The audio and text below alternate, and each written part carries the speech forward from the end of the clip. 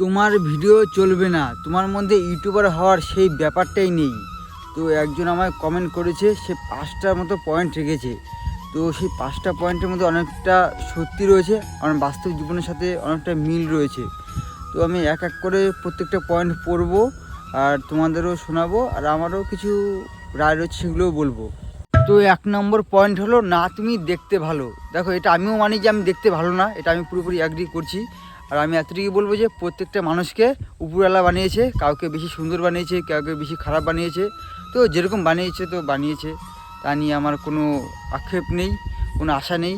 আর 2 নম্বর point হলো যে তুমি লোকের বাড়ি কাজ করো আর সেই ভিডিও আপলোড করো, তোমার লজ্জা করে না? দেখো, আমার লজ্জা এর জন্য করে না কারণ ওই কাজ করে আমার টাকা উপার্জন হয়, আমি যেটা করি তো সেটা করি, এটা বাস্তব।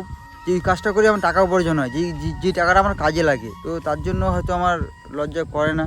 3 নম্বর পয়েন্টে সে বলেছে যে তোমার লাইফে ইন্টারেস্টিং কিছু নেই, তোমার পরিবার খুব গরিব।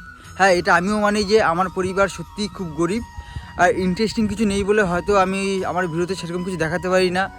আর যেরকম আমার লাইফ কাটে আমি সেরকমই দেখানোর চেষ্টা করি, তো অতি সাধারণ লাইফ, তো এরকমই। 4 নম্বর পয়েন্টে সে বলেছে, আমি বুঝি না লোকে তোমায় কী বুঝে সাবস্ক্রাইব করেছে।